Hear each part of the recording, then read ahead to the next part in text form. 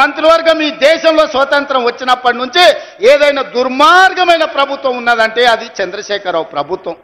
ఆడపిల్లలంటే వంటింటి కుందేళ్ళే, ఇంట్లో వండి పెట్టాలి, ఇంటి ఆయనకు బట్టలు ఉతికి పెట్టాలనే ఆలోచన చంద్రశేఖరరావుది. అది పాపిష్టి ఆలోచన.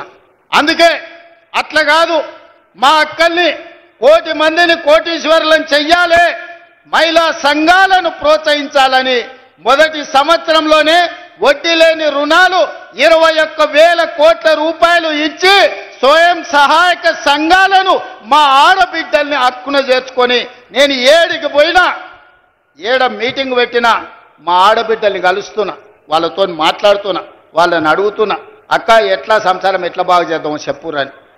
నేను గ్రామాల నుంచి వచ్చిన అక్క, ఈయనే ఒంగూరు మండలం పక్కనే కొండరెడ్డిపల్లి. నాకు తెలుసు, నగదు అక్క దగ్గర ఉంటే పిల్లల చదువులకు వస్తాయి, ఇంటి ఖర్చులకు వస్తాయి. ఇంటి ఆయన చేతుల నగదు ఉంటే సాయంత్రం పోయి పాపిస్టోడ్ పెట్టిన బెల్ట్ షాపులు ఇచ్చి వస్తాడు. అవునా కాదా అక్క చెప్పు? నువ్వేమన్నా పోకల డబ్బల్లో ఆనో ఇన్నో దాచుకుంటే సాయంత్రం అక్కడిక్కడ ఎత్తే అవి కూడా గుచ్చుకపోతాడు, ఇవ్వకపోతే 2 దెబ్బలు కూడా వేస్తాడు.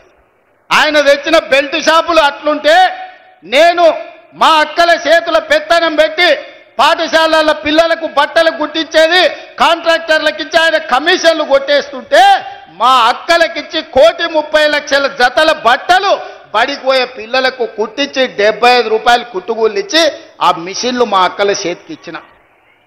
అమ్మ ఆదర్శ పాఠశాల పేరు మీద పాఠశాలల నిర్వహణ మా అక్కల చేతిలో పెట్టిన. ఎందుకంటే మా గ్రామాలలో ఉండే పేదోళ్ళ ఆడబిడ్డలే సర్కారు బడికి పోతున్నారు.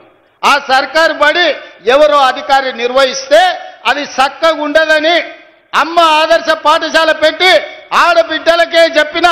పిల్లల అటెండెన్స్ మీ పంతులు తీసుకుంటే పంతుళ్ళ అటెండెన్స్ మా అక్కలు తీసుకునేటట్టు చేసిన. ఎందుకంటే పంతుళ్ళు అప్పుడప్పుడు వస్తుంటారు, రారు, మీరు లెక్క కట్టురి, వాళ్ళకి లక్షల కొద్ది జీతాలు ఇస్తున్నాం, వస్తురా లేదా మీరు చూడురా అని. బల్లె పిల్లలకు తాగనీకి మంచినీళ్ళు ఉన్నాయా? బాత్రూంలో ఆడపిల్లలు పోతే ఊరు మధ్యలో పడి ఉంటే ఆడపిల్ల బాత్రూమ్ పోవాలంటే కష్టంగా ఉంటుంది, ఆ బాత్రూంలు కట్టి ఆడబిడ్డలను ఆదుకోండి అని మా అక్కల చేతులు పెట్టిన బడి. ఇవాళ బల్ల నిర్వహణ మా